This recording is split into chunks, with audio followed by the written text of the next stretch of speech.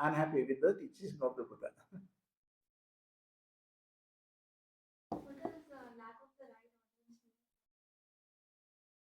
Because it means that there people are not interested in awakening.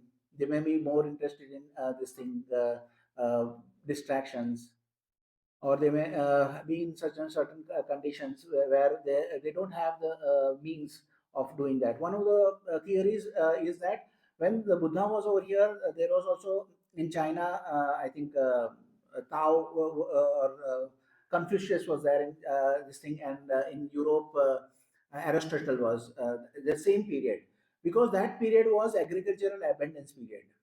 Okay, when there was agricultural abundance, there was some allocation for the recluses or the people who were spiritual followers. So they could support, the villagers could support them, and they could do their practices. So that there is a environment where in the Buddha's time we can see that there are many teachers, and there are many kind of people who are practicing different things, not just the Buddha's practice, but different practices. So that could be the time where it could be of famine or something like that. They could not give a time for spiritual practices or something like that. So that could be the time. And certain times it is also said that skill. So to teach, there is to know, there is one amount of skill is required. To teach, another amount of skill is required. So maybe they know the to know and let their mind free, but they may not know the skill to teach.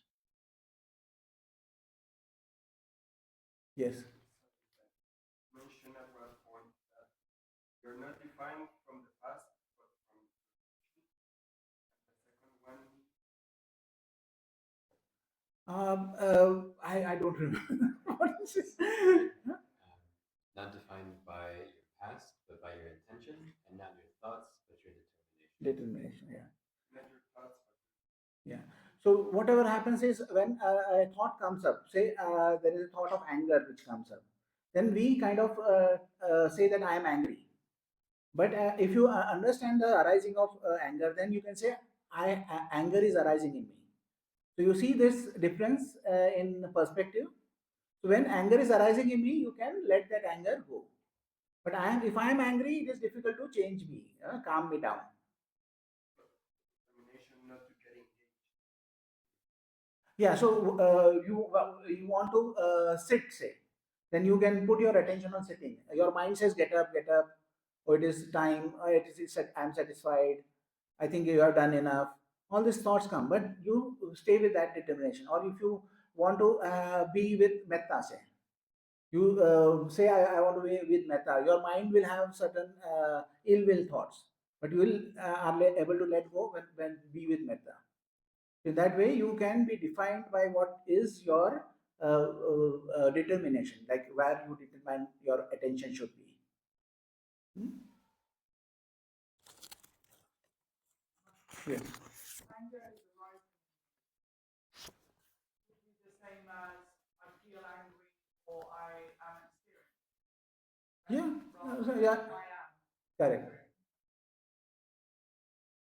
How can we let go of attachments and grasping that cause us suffering using the practice of metta? See, we are understanding the impersonal nature of things which are arising.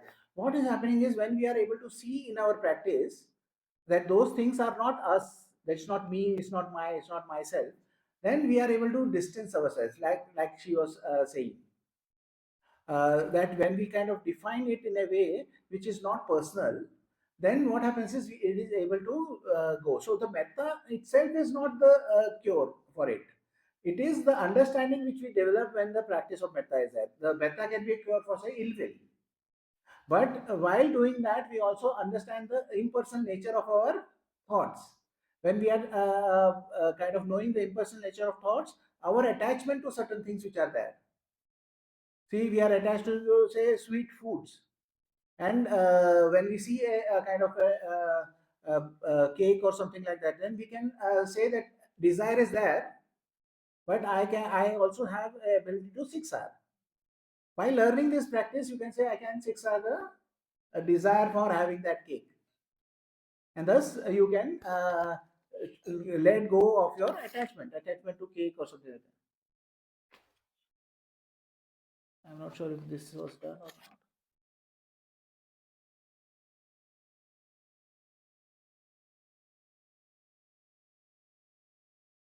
Okay, I think read it.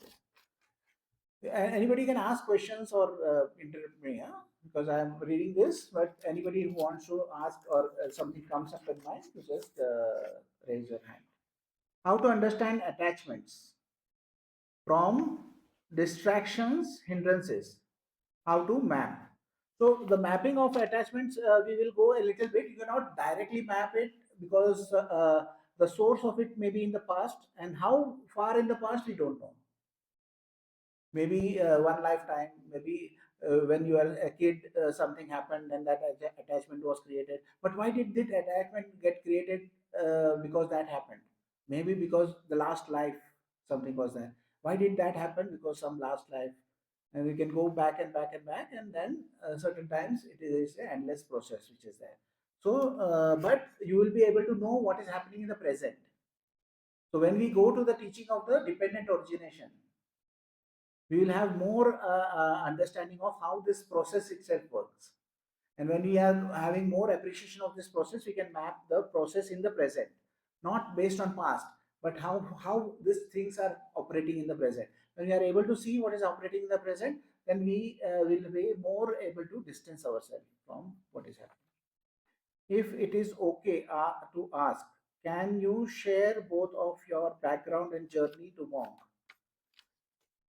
You want to start?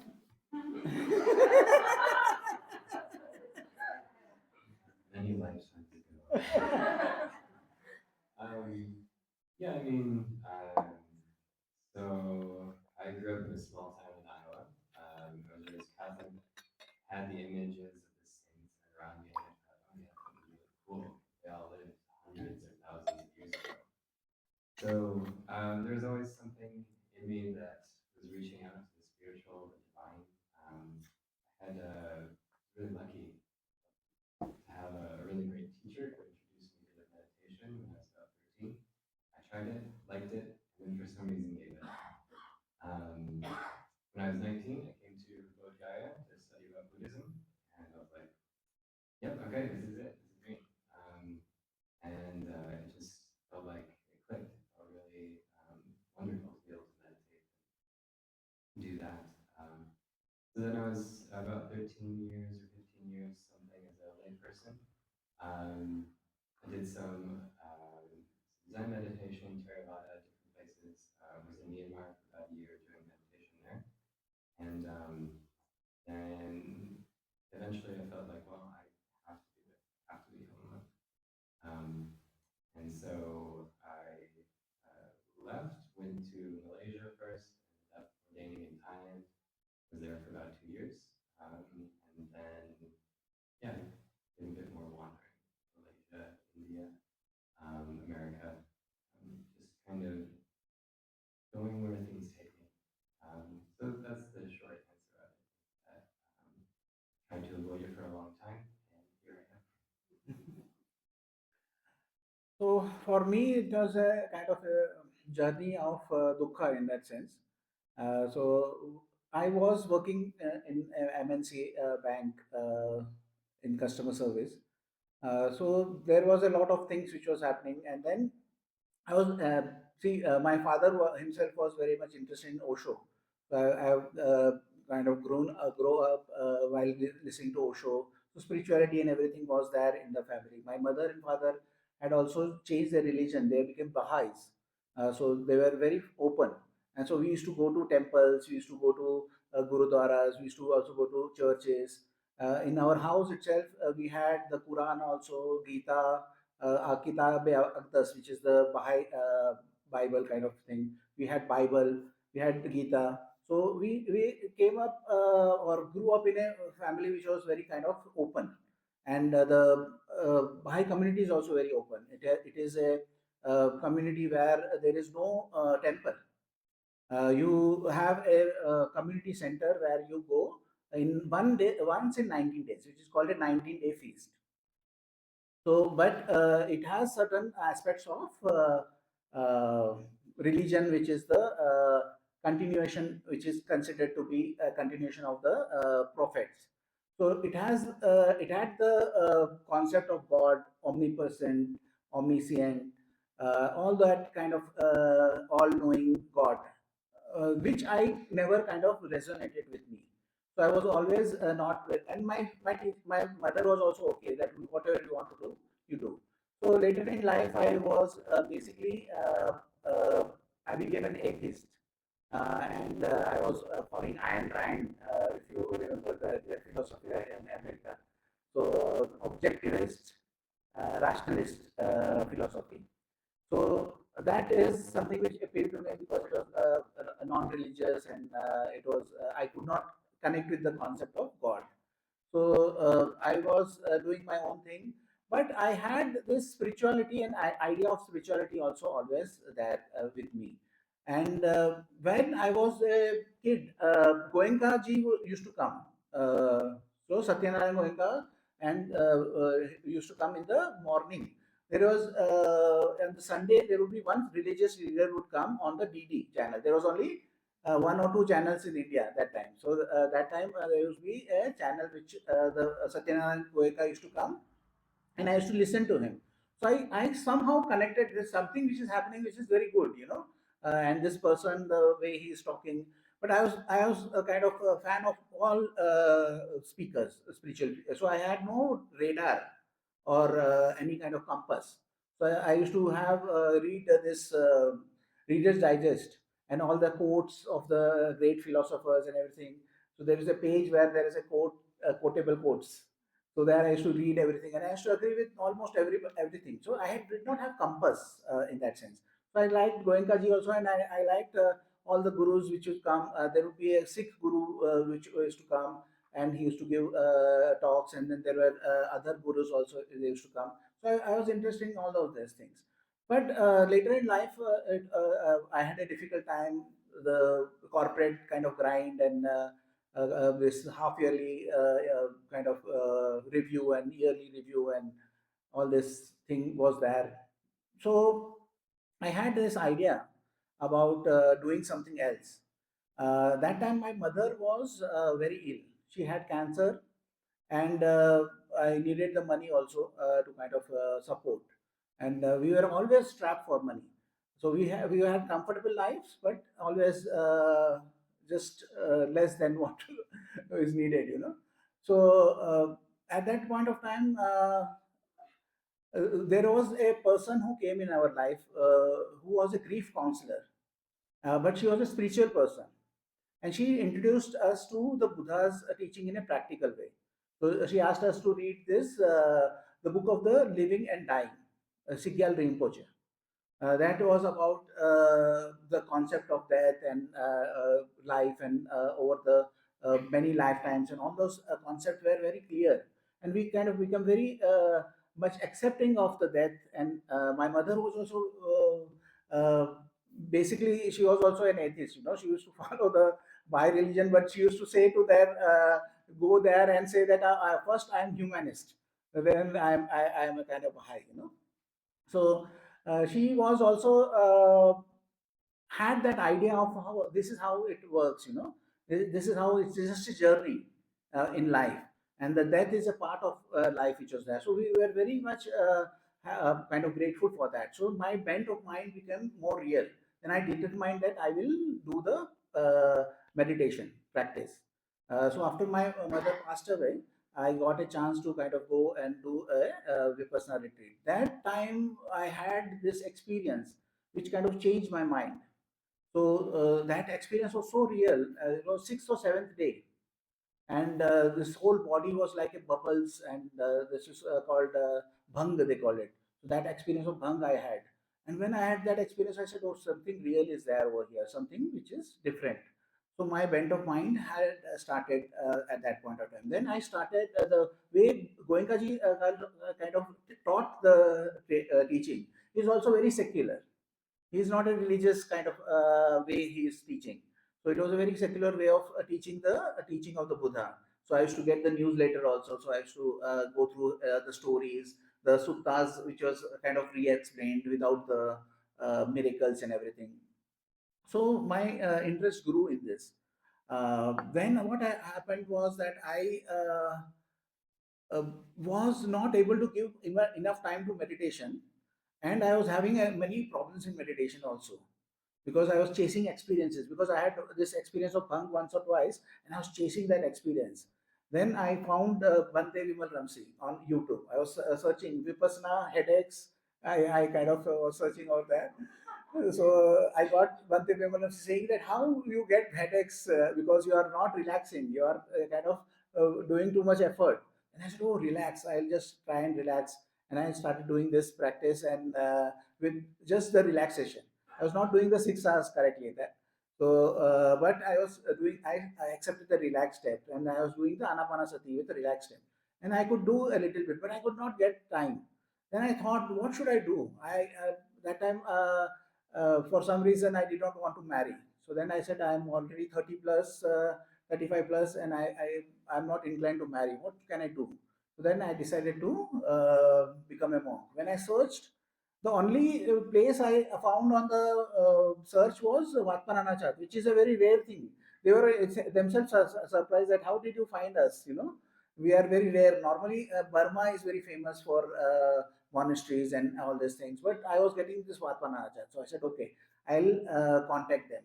You cannot email them because there's no email. There's no phone. We cannot phone them. You have to write a physical letter to them and asked that. So then I wrote the physical letter. By that time, I left Citibank and I joined a startup by an ex-Citibanker. That's the reason he hired me. So, that I was going well because I was doing good over there. But I found that whatever the corporate dukha was there is there in the startup company also. All that kind of office politics, this and that. So there is the startup dukha, which is a different kind of dukha I was facing. So I had this then understanding that okay, this is something which is there. Then there is also monastery dukha, which I found out other by going to Thailand. Anyways, when I told my boss, uh, I told him that see, I want to resign. He said, why do you want to resign? Why, you come, we will do something for you. And, no, I want to become a monk.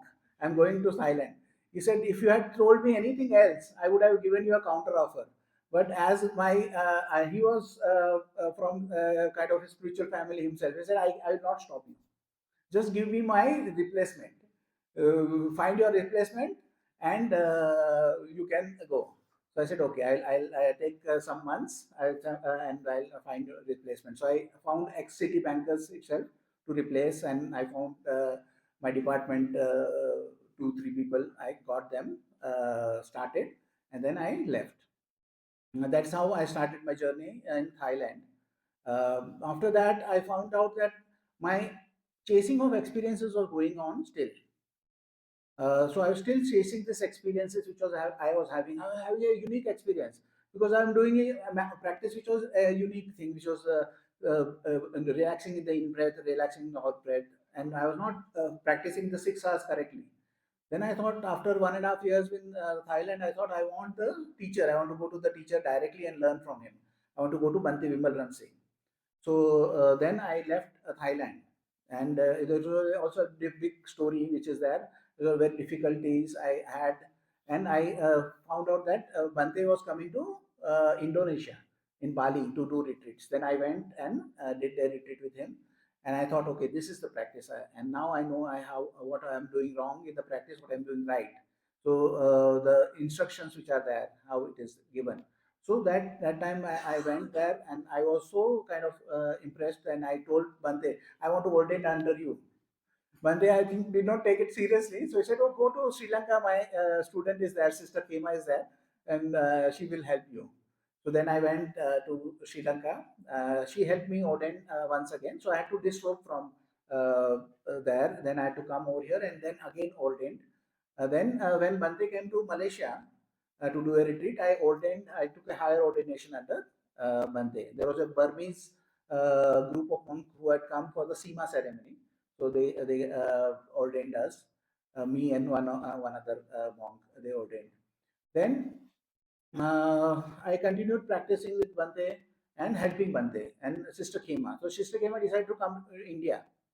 So then I helped her over here, and I stayed in Sri Lanka all the time. Till now, I'm staying in Sri Lanka. I helped them, and then later on, Sister Khema went to Europe for some work, but that time she was not well when she went. But then it was found that she had cancer, and within one and a half years she passed away, and she never came back. And Bante also before her was ill, and she passed away 1 year or about 1 year before sister passed away. So then there was nobody to kind of teach. So then I started teaching because I wanted to do my own practice, but I had to be kind of has to be somebody over here to come. And I feel very happy because over here Bante has sat and taught over here in Deerpark, and I was there the first time, but I could not stay the whole time because I had to go back for the visa and everything. But we are being kind of expanding also. So we have now two organizations supporting. There is one organization based in Mumbai, Samatha Vipassana, and there is one new which we have started this year, Metta Insight Foundation. So that is Metta Vipassana, Metta Insight Foundation. So that is how our journey is going, and that is my journey. We are still a bit more. But I have been more than kind of happy with the teaching of the Buddha, and I see that there is a lot to be done. It is not that everybody can attain in the shortest amount of time, but it is something which you are diligent and patience. Like my teacher used to say, patience leads to Nibbāna. If you are diligent and patient, I am confident that all will progress. So that is my journey. So, okay, yes. So would you say you're content with your life, where you are now? I am very content. So my problem is that I am too content. Where sometimes it can become too comfortable and cozy. For practice, there is a little bit of tension is also required. So it has to be for me to kind of create that. You still kind of push on. Push on. Yeah. When in comfortableness, I am very comfortable. So now this is something which I think people are struggling still. Sending metta. Don't send metta. Sending metta is confusing. What does it mean? Using verbal? No. Sending. Don't send the metta. That's the reason. Have the intention of sharing, or as I feel, let my friend also feel. So don't share. Don't send, because those kind of brings up a lot of effort. Huh? So, but if you have just the intention, or just feel the metta, and say have it in your mind that whatever I feel, my friend is feeling it, and then you can just continue with this metta feeling. Okay, and if you yes.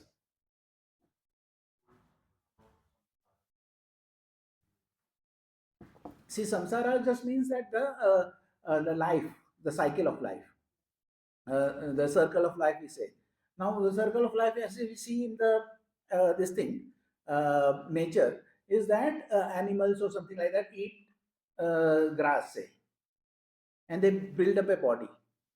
They die, that body turns into fertilizer, okay, and becomes grass again. That's the circle of life. For us, there is a karmic circle which is there. We do some actions. For that actions, we get some fruit. When we get the fruit, we behave differently. Then the action, the actor behaves differently than the person who is receiving the fruits, and then that creates another cycle. So one of the examples I'll give you was the teaching of the Buddha. So the Buddha, when he was a bodhisattva, so he was born in the king's palace. So when he was a kid, he got the realization that I am a bodhisattva, but I have because of my good karmic thing, I have been born as a king. But if I become a king, then I will have to enact laws. I'll have to give punishments. I have to banish people, kind of punish people, and also kill people. A king cannot do without that. Now that will create my karmic energy to go to hell again. So somebody does good things, does charity, does good, keeps the precepts and everything, and then he gains this merit. With this merit, he gains the position of the king. When he gets the position of the king, he has to do certain things which will take him back to hell. Then again his journey starts to become a human, and for somebody who goes to hell, it is very difficult to become a human, the Buddha says. Very difficult. It takes a long time. Now that he starts a human journey, then he from the human journey goes to again become a king. And then he has to do stuff which takes him back to hell. So the Buddha said that the Bodhisattva said, I did not want to do that. So he acts as deaf and dumb. So the king, frustrated that his only son is not able to speak or listen, asks his charioteer to leave him in the forest. So he goes to the forest. At that time, he says to the charioteer, I can speak and listen. Don't worry, I will go and become a monk. I will not bother you once again. You go back. So then he stays as a monk for this life. So that is, we can learn from that lesson. Let's see what takes you to the topmost position in life, which is a king. Okay, even if you consider any prime minister or president, he is ordering killing. No, you see any prime minister or president in the world who has not ordered killings. He will have to, because that's a part of the job. And what karmic energy is he is creating, because of his good karma he is going over there. But of the karma which he does, he comes. So that's a circle which is there, which is kind of breakable unless you understand. And that is the karmic circle which is there, the samsaric circle. That is, you can go to the highest level. The Buddha also says that everybody over here has been the world conquering king, and has been Brahma, and has also been in the highest of heavens. Everybody. Yeah. So would you say that the justice is the wrong thing? Hmm? Bring justice is the wrong thing? It is samsaric. It's a cause and effect cycle. There is no judgment over here. This is just a cause and effect cycle which is there. But that's not personal. This is like a job Hmm. to make sure the people in society is safe. It is relative, no? From where, see, everything can be said from the society's point of view. A soldier's killing is okay, but for a thief killing for his family is not okay. But they are doing for somebody is security. Huh? Yeah. So Find balance there. yeah. So that is from each person's perspective. But the universal has its own laws, which is beyond the societal laws. So that is what the cause and effect cycle is there. So you cannot change the cause and effect cycle. So the king's possibility is that to keep the society and the kingdom safe. So for that reason, they need to punish some people who are. Yeah, so that is inevitable, no? But as a bodhisattva, he understood that I don't want to be a part of that cycle. So I think we have done this amount of questions. I have one more question. Is there Uh-huh. How did 6 R from which suttas it So Bhante started with teaching the right effort. Now, right effort which is there is about when don't allow the unwholesome state to come in. That is the first rule, or know when it is there. Okay, so that is the state of mind. If unwholesome comes into our mind, remove the unwholesome, bring up a wholesome thing, and increase that wholesome thing. That are the 4 steps of right effort. So Bhante started teaching that in a way. Somebody said that okay, one of his students came and said that okay, we can put this in R's, 5 R's. That is recognize, release, relax, re-smile, return. Then Bhante added one more R, which is the repeat. So you have to continuously keep doing this. That's how it came about, the 6 R's. So actually, Bhante himself says that he has not invented this, but some of a student kind of was smart with the words. So he said it will be a mnemonic or mnemonic? Mnemonic. Mnemonic system. So this was a kind of a system which can easy to remember. That's how it came up. Right effort. Yes. So there is Goenka's Vipassana, many different traditions of Buddhism like Mahayana, Zen, where they tell you to stare at the wall. So many different techniques. I'm curious, why there is no agreement? What is the Buddhist teaching? Correct.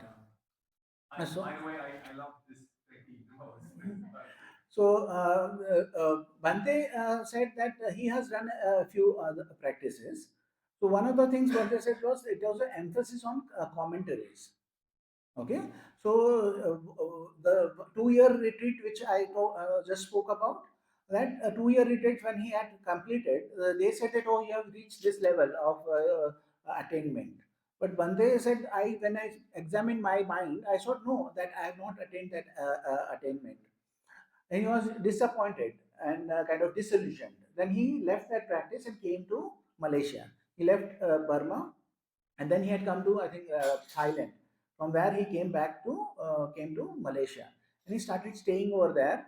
So there is a very central place. There is a Buddhist Mahavihara, so where he was staying, and he was invited by the monk Keshi Dhammananda. He was a very famous monk over there, Keshi Dhammananda. He invited him to give a weekly talks.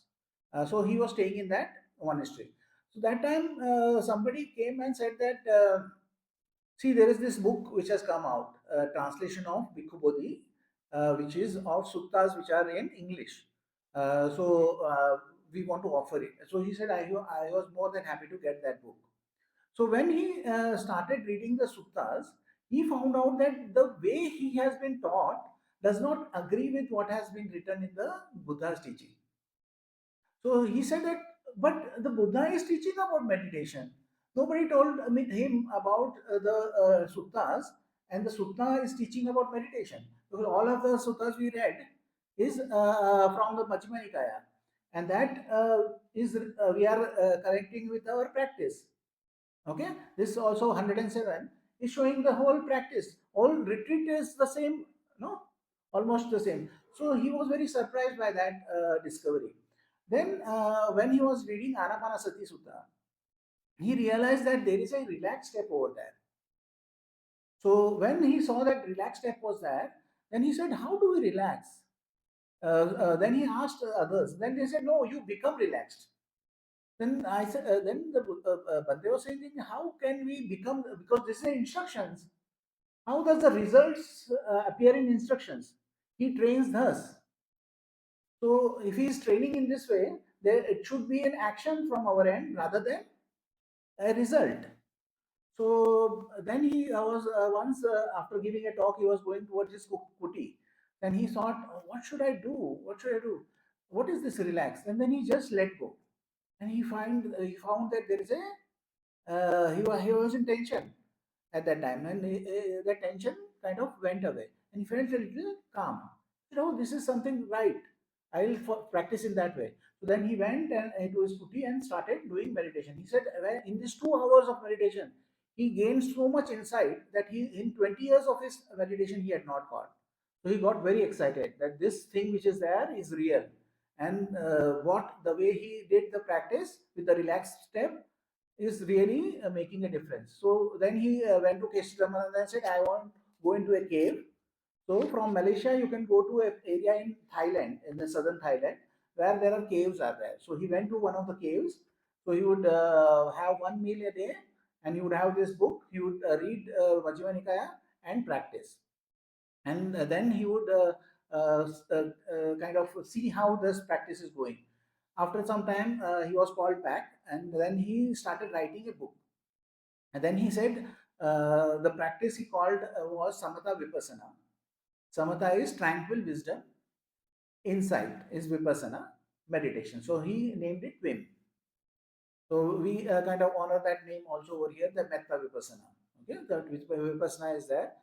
So by seeing the suttas, he kind of was more or less following the suttas, and he was the one of the first monks who was following the suttas.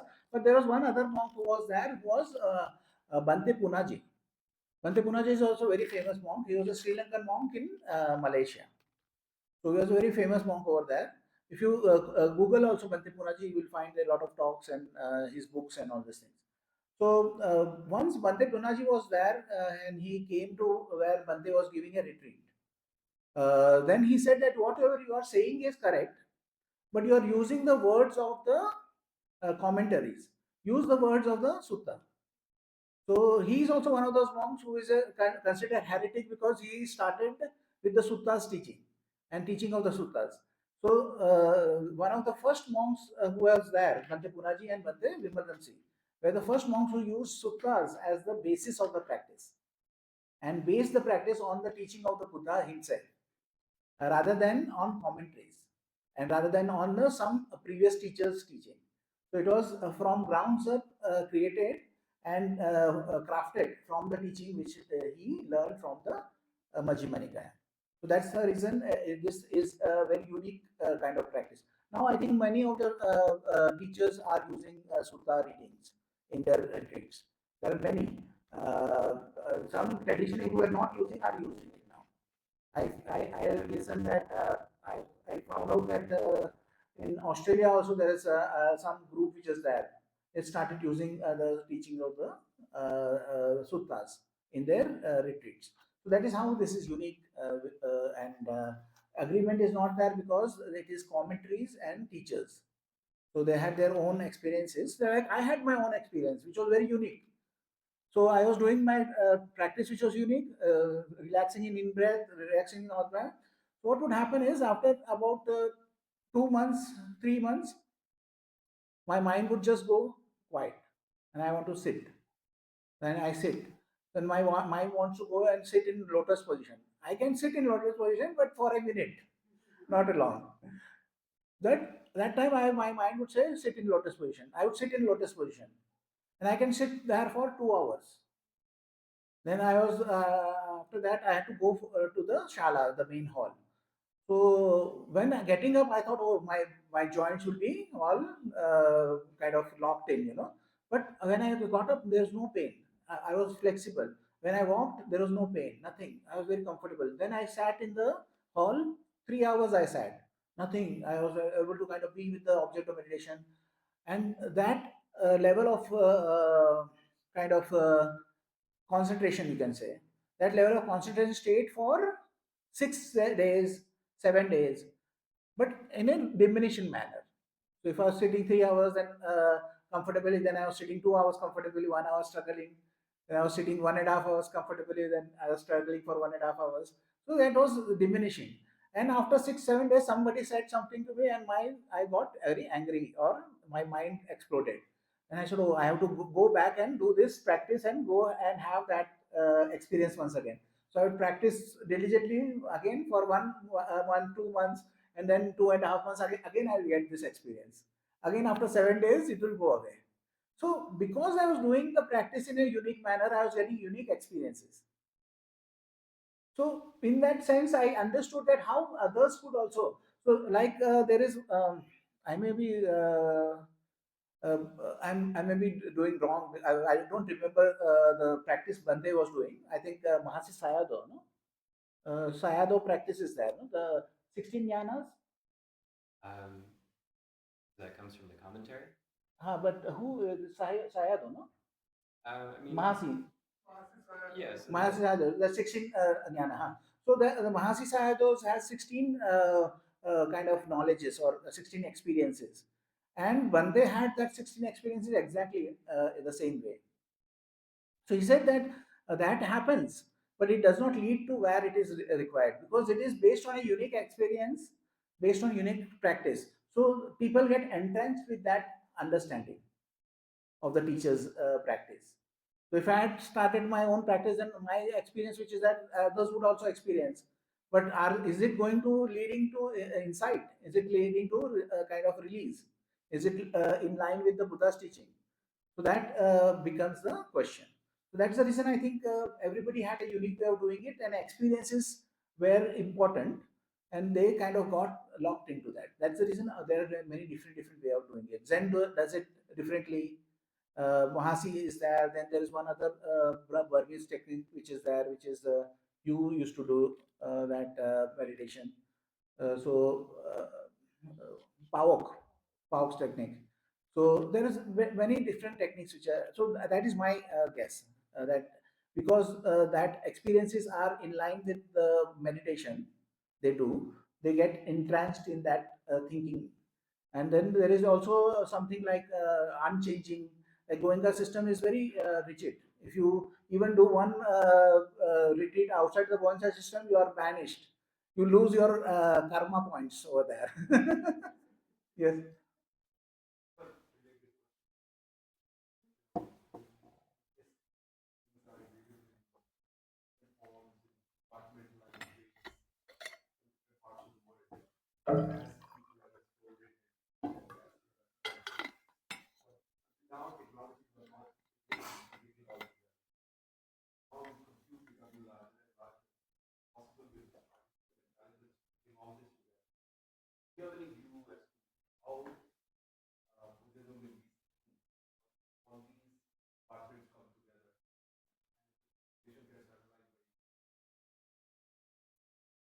Yeah, see, the thing depends on the honesty of the practitioner. Like Bhante was very honest in that sense that his goal was very clear, that where he wanted to. And in that sense, my goal was very clear, that I had to progress in my understanding. So he abandoned the practice which was there, and took up another practice which he kind of figured it out and practice. And I also abandoned practices until I found that something which is working for me. And certain times what happens is that there may be two different ways of doing it, but it may not be that everybody is not benefited. Like Bhante talks about one Deepama. Okay, Deepama was doing the Mahasi technique, and she was doing Mahasi technique, but she was considered to be an Anagami. She had psychic abilities, and Bhante said that she has demonstrated psychic ability to him, and clear cut that it is undeniable psychic ability she had. She could sit in cessation for 6 days, which is not possible without attaining that level of anagami status. You cannot sit 6 days without eating, moving, or doing anything. That is 6 days in cessation. She could sit. So she was definitely this thing. But for Bhante, Mahasi was not fruitful, or many people. So it also depends on certain. There are some person who is there who may be committed, and then they may be able to do what is there. Some people are kind of attracted to the trappings of their practice, which is there. Some people may be attracted to the security which is there. Like if I was there in Vaparancha, I would have a much more secure kind of life, because they are very well supported internationally. So that is a different framework. Everybody would be attracted and would be. So AI is something which I am not totally against, but I am not totally convinced that it will be useful. Okay, it can be useful in the margins, but it may not be able to replace a teacher, because what we have in that terms of Buddha's teaching itself is our trillions of lifetimes of kind of which perception which that perception is shaped by trillions of lifetime, not just what is available over here. All the knowledge which is available on earth cannot even compare. So the AI can become, all the knowledge can accumulate on earth, but still it will not have what a individual has accumulated over his lifetime. So that is what my understanding is, that there are certain things which are generated in our mind. We will have no way to know the source of it. So some people can become very good businessmen people, but some people can become very good healers. There is one story which I was listening. There was this child, 1 year old. He first started walking on his arms, not legs. He was walking with his arms. When he became 2 or 3, he could go up the stairs on his arms. So they were very kind of impressed by it, and they took him to the nearest gym. Then he became a very world famous gymnast. But how does a 2 year or 1 year child know how to walk on his arms? And there is one serial which is there in British serial. I used to watch that. Would I lie to you? So in that episode, you say something. That guy, the one celebrity will come and say something, and you have to determine it is true or lie. So he says, "I can walk on my arms. With my arms, I can walk around." So this guy is not at all fit. Okay, you can see that this guy is not fit. He is a little short, paunchy person. So they kind of debated about this. This is a way of kind of. Then they said, okay, demonstrate it to us. Then he said, no, I can walk on my arms. Then he walked on his arms, and everybody was surprised. I was myself very surprised. But he said, "How did you learn?" He said, "I don't know. I know. Always knew how to walk on my arms. Every 2 or 3 years, I think, can I still walk on my arms?" And then he attempts and he can walk. So why can he do that? He has never learned it. He had no inclination. He has no benefit of that. But he can do that. So there is something which has come from a previous life. So now AI does not have that advantage. So it would have a limitation in that sense. Okay. Can I say some words about the previous question? Yeah. About the, so one thing with Zen and Mahayana, and they've been developing new techniques for thousands of years, similarly to Theravada, the traditional Theravada way of doing it. But one of the things of the historical progression is that we mentioned that right now there's this access to technology. We can read the suttas very easily, but when it was moving into Korea, when it was China, when it was moving to these other places, you have to have someone memorize it and write it out and do all these different things. So studying the suttas was very difficult, right? At the same time, you do have this chain of teachers who are able to share from their experience, but just not in the totality, the way that the Buddha was able to do that. So you get a kind of drift where there are some techniques that work well, and maybe if the teacher has 100 students and only 50 of them get it, well, that's okay, right? The line continues, but it drifts. So in this way, you can have traditions that do have a refinement, do have techniques that work for some sort of people, but it loses some of the really generality that these systems have. They have the ability to speak to so many different kinds of people, be able to speak to their own inclinations and talents. If you're able to look in there, you'll see how the Buddha is able to really tailor his teachings. And so one of the common praises of the Buddha was that he was the unexcelled teacher of the world, right? There are Pacceka Buddhas. There are people who come up and realize, because this is a natural truth.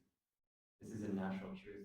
And so when you also see these Mahayana teachings or these other teachings, you'll find in, say, Soto Zen or Dzogchen or Mahamudra that their highest meditation is being with what's there, right? And there's a reason for that, because that's what's there, right? That's what we're dealing with. That's what we're working with. That's what we're here for. We're here to see what's there. When we see what's there, then release comes naturally. Then we naturally have this freedom from dukkha. So this kind of tradition, looking to the suttas, is really emphasizing again just that naturalness. We don't need to create something. The creation of sometimes these Tibetan traditions is an effective technique. Gets you all worked up. It gets the mind focusing on something that's not unwholesome, right? And then they say, and then you let it go, and then you again. Right? So that's effective in its own way. We're doing it a little bit differently. I would say it seems we're doing it more closely with the suttas, but that works very well for some people. So yeah, there is this drift, but it's all coming back to a natural center, a natural core. And still, I would say that still it is not for everybody. There are certain people who may benefit and certain who will not benefit, and that's okay. And this may not be ultimately your own practice, and there may be some other practice which may kind of appeal to you. So you have to be true to your own goal rather than a practice or something like that.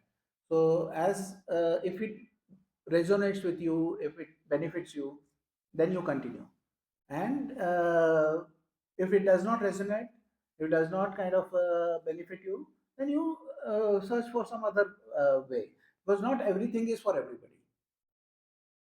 So still this is the way we are teaching. But why am I teaching? Because I resonate with it. I have faith with it. I have seen certain changes in me, and I know that I will walk this path further.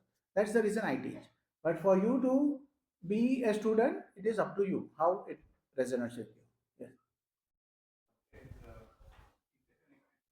Uh-huh.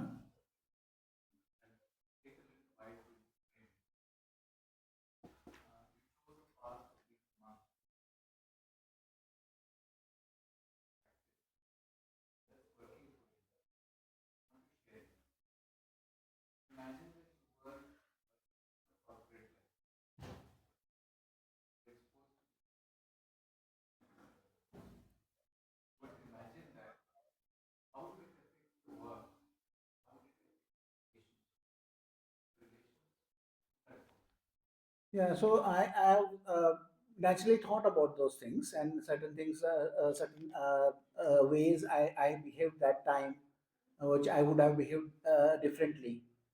But I know that at that time, whatever we are, knowledge we have, like the ignorance, which is the part of the teaching of the dependent origination. Everything starts with ignorance in the dependent origination.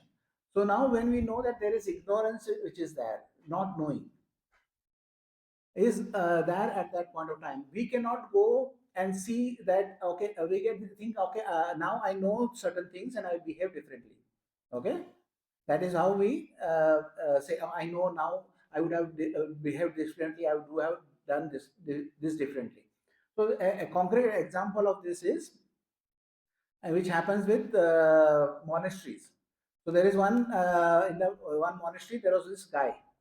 Okay, he thought that he had lot of dukkha in the samsara. He was a biker in America, so maybe Hell's Angel or something like that. He had full tattoos, and he said, "I want to become a monk." Something wrong with that, Bhante? No? He was also a biker, I think. One interesting thing I will tell you: when I went to Varpananachar, everybody who was a monk and everybody who was training to be a monk had tattoos. I was the only one person who did not have tattoo. I was thinking, will I be disqualified? So, anyways, this guy came to I think Abhegiri in America. It's Abhegiri, no? So Abhegiri, and started staying there. He became a monk. He was helping them abroad. So he came to Thailand also. At that time, I was in Thailand. Then he worked with the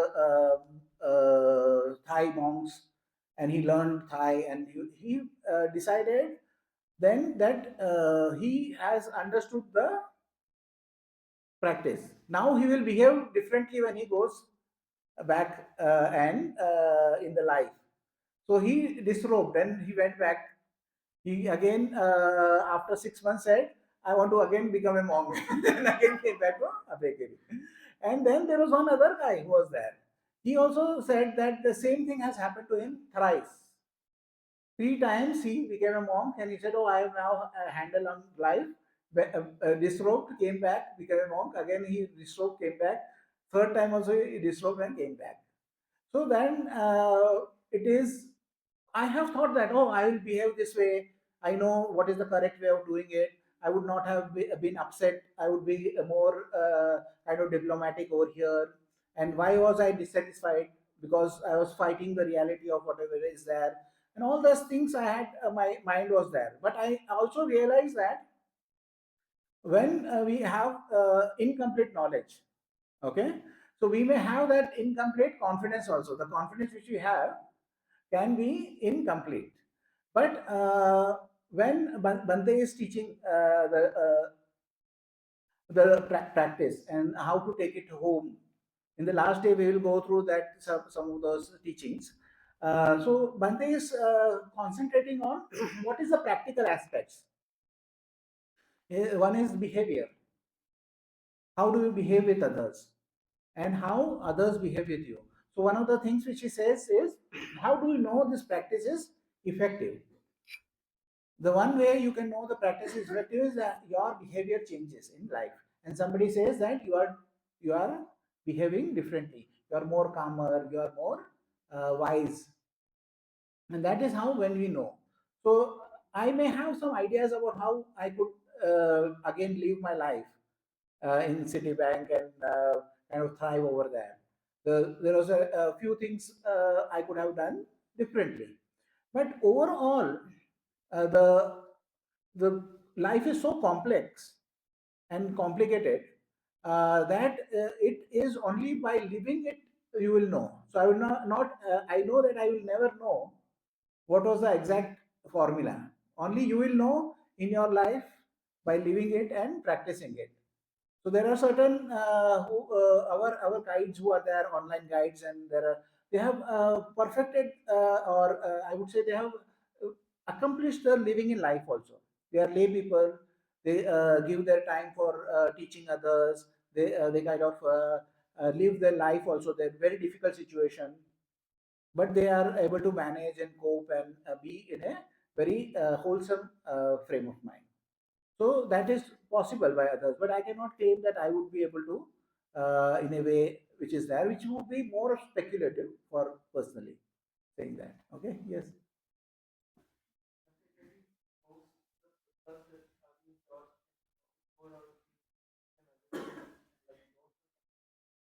See, Praveen went, but he said it was too many pages, so he did not print the Hindi one. So, but I can give you after the retreat on WhatsApp. Okay, most of them are there, not all, but most of them are there.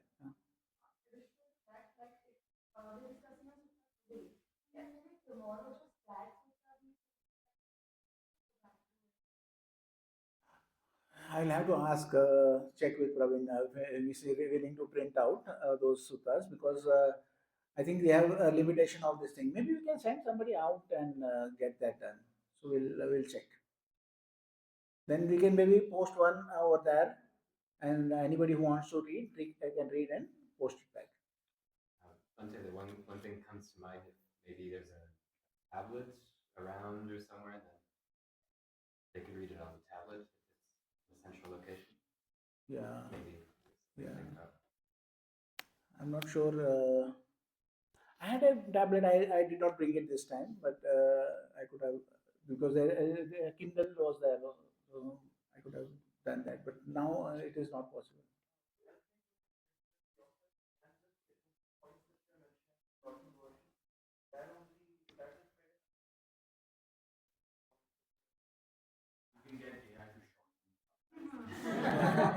Yeah, that's good. I've seen AI is good at that summary. I've used that, so I know.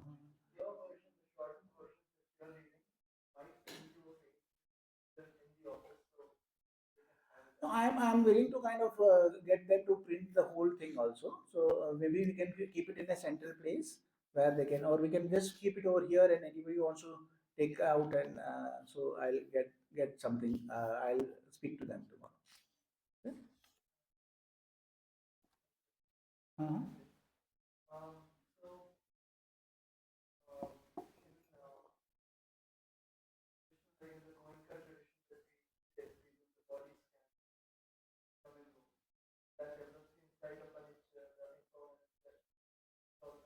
Mhm.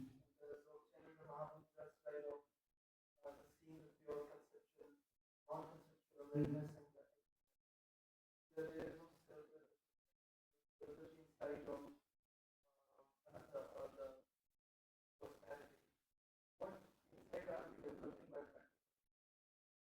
is the same, the insight remains the same. So, as I told you that when you are putting your attention on the object of meditation, one thing you will know is your attention moves. Okay, it is changing always. So that you will understand the impermanence which is there. Now you know the resistance also which is there. If there is a busy mind is there is pain is there is restlessness is there, then you resist that. So you know what is the dukkha, the definition of dukkha, this is the reality, this is us fighting the reality. Okay? So now when we are fighting the reality, we know that we are creating dukkha. It is not the restlessness of the mind, it is not the pain which is there, which is the dukkha. It is our fighting with it, that is the dukkha. Then we see that impersonal nature of things which are there. You want to be on the object of meditation, but your attention moves away. Then you see that how the attention is impermanent or impersonal. There are thoughts which are coming, but you have who has thought those thoughts before it came, or who asked those thoughts to come? Then we know the impersonal nature of our thoughts, and all those things will give us more and more insight into the reality as it is. Okay, why are we kind of so much entrenched with whatever we are thinking? Because we take it personally. So I'll give you an example. There was an experiment which was given. So there is some college students was asked to come, and 5-minute exam you give, and there is 2 rewards are there. One reward is a $10 cup. One reward is $10 chocolate bar. So they said anybody can take. So 50% of the people took the cup, and 50% of the people took the bar. It is $10. Somebody likes to eat, somebody wants hot coffee, so he takes a mug. So now they did another experiment. Okay, so everybody came to the room.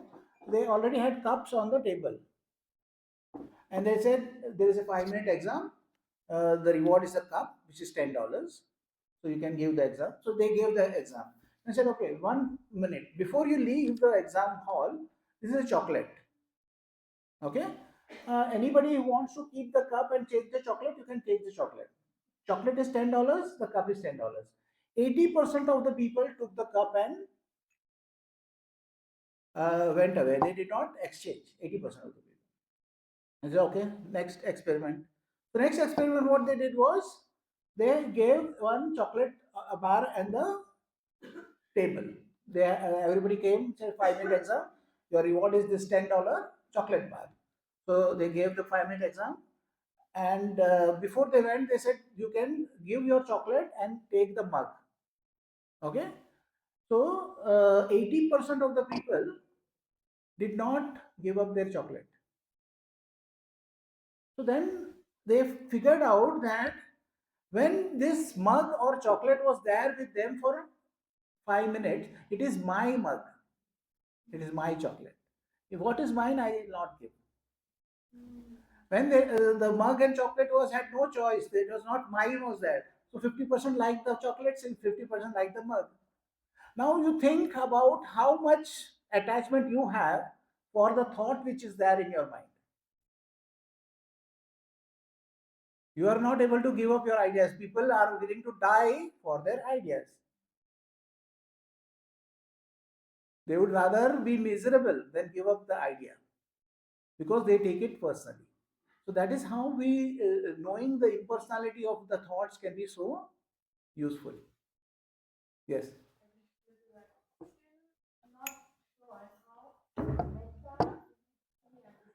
See, metta is a framework of practice. Metta in itself, if you want that, I told many times that it is not directly which we can do it. Okay, it has to be approached in a certain manner. There is a object of meditation which has to be there to know how the attention is working. It can become, you can take breathing also. You can take something else also as an object of meditation. But the metta has some benefits. One is it is not a universally taught practice. So your habitual tendencies have not developed with metta. Everybody who has done meditation has done breathing or the sensation. Nobody has come with a previous metta practice. Has anybody done previous metta practice? No. So that is the reason not to fall into the trap of habitual tendency that we are giving the metta practice. That is the only reason. Okay? Yes. Yes, I speak as a total Holland. I've never been to other retreats. My question would be, if the goal is the same, what is the difference between what they mention about these different, what would be schools? See, the thing is what works for you. What is the important thing is what works for you. Okay? If this works for you, then it works for you. Then what is the reason for having this or that? But what is the difference? What are the, how See, do you describe it? to have the difference is also certainly different mindset which is there. That, but I would not say that. I would not say in the terms of differences which is there. So if you are doing this technique with the breathing also, like Bhante himself, the first the book he wrote was on breathing. He himself moved away from breathing because the habitual tendencies were becoming a problem, which your habits you generate. For you, it is okay. You can do the breathing if you want to do. But how is this technique different? Is it also is a positive feeling. So when you are in with a positive feeling, it's easier to be with that positive feeling and easier to sustain it. Okay, so that is one advantage. You had a question? Yes. So in this practice, it begins with like generating warmth in this feeling of metta in yourself, and then after some periods, there's switch to sending it to your spiritual friend. What's the importance of sending it to the spiritual friend? Why only one person? Why many people? Why is there this pause at the beginning? So this is a kind of a skillful means of doing it. So one of the things is this practice in itself is a generosity practice. Okay. So when you are sharing with somebody, you are doing the basic step of generosity of sharing. Then we share with many other people, and then we share with the whole of the world. So there is a kind of a growing circle in that sense. You send it to yourself, then to a spiritual friend, then to many people, then to the whole world. So it's a kind of growing circle of influence which is there. But the practice in itself is a practice of generosity. So generosity starts with your mind. So you have good thoughts for others, you wish others well. That is how generosity starts. And then you increase. This is a practice which is kind of from a book of meditation, which is Vishuddhimagga. So that is from where Bhante has taken this practice, because it helps you kind of, it becomes, if I say send it to the whole world, it may become too much conceptual to start with. So you start with one person, then one other person, then a group of people, and then a larger, the whole of the universe. Yes. Aspect of taking away from oneself actually is easier in some, like the aspects and elements of loving somebody else sometimes according to yourself. And that's what I found. I'm thinking about a loved one and it brought me to that place. And then allowed me to more, more myself, struggle with that. Correct. So, the Buddha also says that you have to send it to yourself as you send to others. So, you have loving yourself is also important. Okay. It is the practice does not exclude you. So, in every state of mind which is the practice is done, you are included in that practice. So, you are at the center, and then the universe is included in that, and that frame of mind is very beneficial. Because when you start with generosity, this is the basic practice of Buddha's practice, being generous, following that is do good. Okay, and don't do bad and develop your mind. That is the Buddha's teaching in short. So, what is the good we can do? We can be generous to others. We can smile. We can have good thoughts for them. We can do something for them. That is generosity, which is that. Then, not to do bad things are the precepts. It is don't kill, don't steal, don't be unfaithful to your partner. Don't use words in a unskillful manner. Don't kind of use intoxicants or all these things. So that happens, which is the harm. Don't do bad. Then you develop your mind. That is, developing your mind is understanding. The understanding, a part of that understanding is also teaching, learning, discussion, and meditation. These are all the part of the process of developing our mind. So that is how this practice is in totality. Okay? Yes. So we can only share what we are practicing, sharing this feeling. We are right now surrounded in a space that is peaceful. It's very easy to bring that feeling to our hearts. But I wonder, maybe there will be other times where it will be more difficult and where I would wanna go for a practice that will help me, settle and calm. I in my head I think maybe I would go maybe to a breathing technique in that sense because it will be easier to ground myself to breathing. Maybe if I'm like angry or sad or whatever, and then I can arrive to metta because See, it would depend, but the Buddha himself is giving the teaching of metta in the daily life, in the conversations also. That we'll take in the last day, that is a sutta which is there, the simile of the saw, which is there.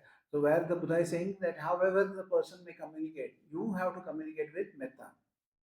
So, it can be a practical way of doing metta also.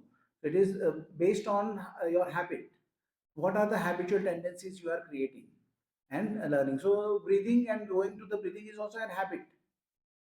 if you're not feeling this calm and this That is also, feeling, you cannot share it. no, but that is what that is also a aspect of practice. How many days have you done this? So that calmness and everything can be also a part of you. Emotions are changing, and I know there will be moments. See, that is what I'm saying. That you, if you have to do it and experience it. Now you are staying with theory that it may be like this or it will happen like this and I'll behave like this. That all are concepts which are there. So that concepts will change when you are practically doing it. Can I say something? Yeah. Sometimes if we have to practice the breath, and we've been practicing that for a while, and okay, then it's become a familiar place. When you have a practice of metta, you practice it for a while, it becomes a familiar place. You can bring it up. I understand that you're like, why not use all the tools? Yeah. And especially maybe like Buddha wasn't alive when Instagram. Yeah, learn to use this tool first, and then you can use which tools you want later. Okay. But sometimes when you want to become skillful at something, you have to use it. And if you keep on say switching different things, then you cannot become. I'll learn karate also, and I'll learn judo also, and I'll learn tai chi also. Then when somebody comes, then you are not sure what to use. Yeah. Second are the relaxed part. It's just relax. And that's the hard thing for me to just relax like that. If I knew how to relax, I would relax. So that's where my anapana, the breath meditation comes in. But even just 10 of those will at least calm me down to at least So then you are not giving the practice a chance. Then you are always having this crutch, which is the breathing. That breathing becomes a crutch, and when you make breathing a crutch, then actually it is difficult. See, when you are in a conversation or something like that, it is more difficult to kind of be in the breathing rather than be with the emotion. Okay, So one of the practical examples Bhante gave was, there was this guy who said that there was this colleague of him, he is always fighting with him. Okay, when he goes, there is always an argument which happens with him. So Bhante said, just give him metta when you are there, when you are in the conversation, just give them metta. So he went to office and then he phoned back to Bhante that it has there is a miracle which has happened. So when he came and there was a discussion happening, he was just being with the metta with this person, and then midway in the discussion, he kind of went away and he did not stay there for a long time as he would normally do. And he said, I'm surprised, why did he do that? So Bhante said that when you were giving him metta, you are not reacting with frustration, which was his food. As I said, there are different kind of food which are there. Your frustration can be somebody else's food which is there. So you are not giving him that, and then he was not getting that food. He went away. So that is also something that can be practical. The Buddha himself is saying that others can speak to you in different manners, but you be with the metta, you be with the compassion, you be with the joy, you be with the equanimity. He himself gives this practice. And he says, even if anybody is cutting your arms or limbs, still you be with the practice of metta. So this is something which is possible. And he himself says that in any situation it is possible. And that concepts which we have is based on 3 days of practice, which you may have done 18 hours of practice. And you, as he said, give it a chance and let it develop. Yes. A little bit the metta is not like a mood or a feeling that is constantly transmitting. Natural that you are switching into, you're learning how to switch into it, but it's not like we can be angry and still switch to metta and still use metta, even when we are angry. Correct. Yes? Correct. Because you are, when you know how this functions, then you don't identify with anger. That's what I said. No, you don't identify with whatever is coming. You can come and one of the things is it is intelligent also. Wherever it is required, that emotion can be switched into.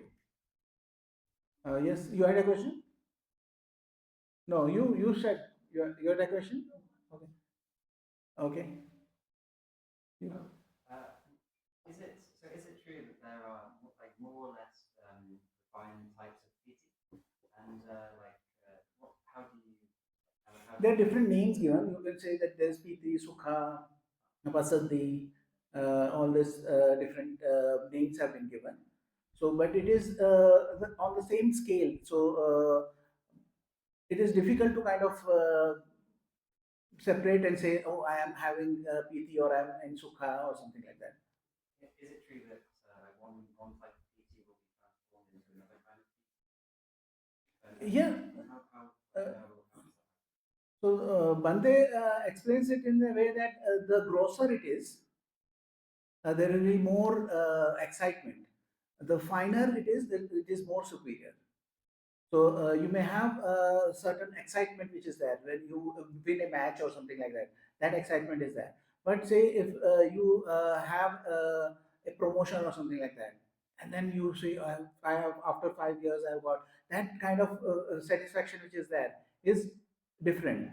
And then you have a baby, your first baby is there and he is put in your arms. That level of kind of joy which is there has a different refinement which is there. But then there are certain mind states which are there. You can only reach through meditation, like the infinite consciousness, where the joy is there, or the equanimity is there. Equanimity you cannot have in daily life. Equanimity only you can access through meditation. So where does metta fit into the Don't worry about those things. So that metta is a space holder. Now that metta itself will change. It will become compassion. That compassion will change, become joy. Joy will change. It will become equanimity. Okay. So we allow it to be, and if it does not change also, that does not matter, because you stay with the understanding and how this is uh, giving you insight into the mind, rather than getting involved with the experiences. You get too much involved with the experiences, then experiences will take over. The metta feeling of the feeling of piti or feeling of the experience is not the point of the practice. Our understanding is the point, and how we relate to the reality, which is the impermanence, which is the resistance, which is the impersonality. How are we related to that? And if we are not able to relate to that, then we make everything personal. We can make breathing also very personal, and we get attached to it. So you would say that metta meditation starts with meaning like maybe you're angry, something got you angry. You say, now on, I decide to be in a joyful state of mind. I decide I had the intention to be joy. No matter how angry I was, I'm going to start right now being joyful. You pay attention to joy which is there, rather than what is the anger in your mind. So you decide to pay attention on that, and that which is there uh, in your experience will come. Is there some way that there is no joy, experience of joy in you? There is some experience of joy. So that memory is also part of the practice. When we call mindfulness or sati, sati has memory also a part of it. So you remember the joy and put your attention on the joy. Yes. When that joy started with a also shared a similar experience. They talk about that really to understand and learn the practice here. I mean, for me, for example, to start from a clear touch point, may have a better grasp of the metta because the initial hurdles of busy mind and stuff like that. So you are attached to the concept of progress, and you are attached to the concept of the experience. You are not attached to the concept of understanding. See, understanding can be reached by having pain also. Okay, if you are in constant pain, then also the same principles applies. Pain is impermanent. It is now never always the 10 pain which is there. It is the resistance of the pain which is the dukkha which we are causing, and it is also causes and condition causes pain, and while the causes and condition go, the pain goes away. So in pain also insight can be developed. Okay, but you are kind of attached to the concept of experience and progress. Now if you give up the progress of experience and progress, then wisdom is there. Okay. Yes.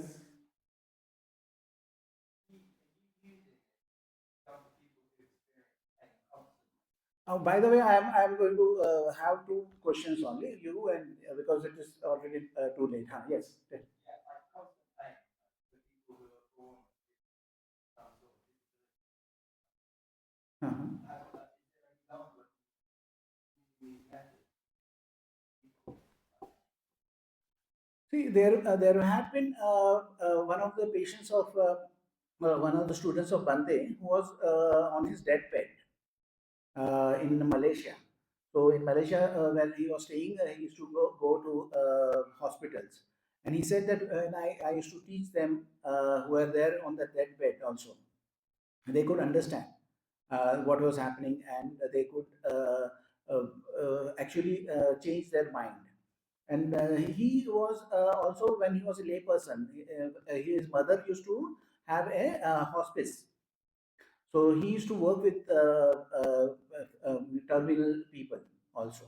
And he said that you can make and bring their mind into a happy state in the last moments also.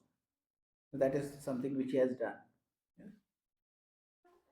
high order of spirituality is considered successful when we let go of attachment, different kind of practice, especially relationships.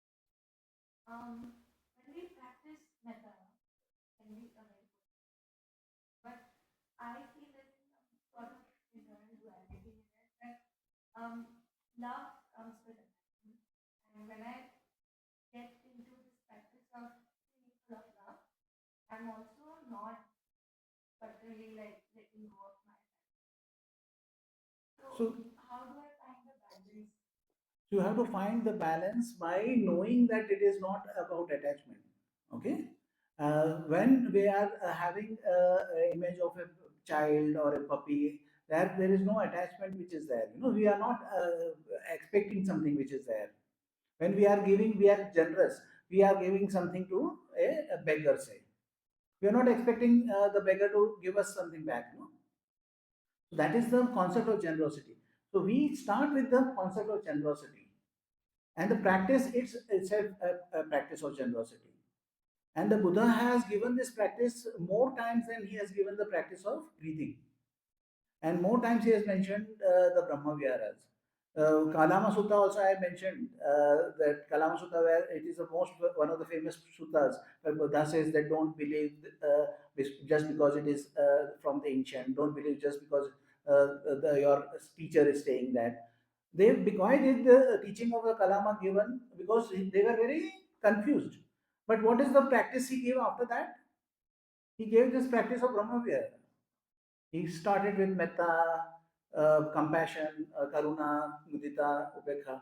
He gave that practice for the public who were very skeptical. Why the skeptic were given this practice? Because the skeptics could experience it. When they can experience this, which is right, which is wrong, how the mind state changes, then they will be able to practice it, because they needed some kind of proof, and this is the proof which is there.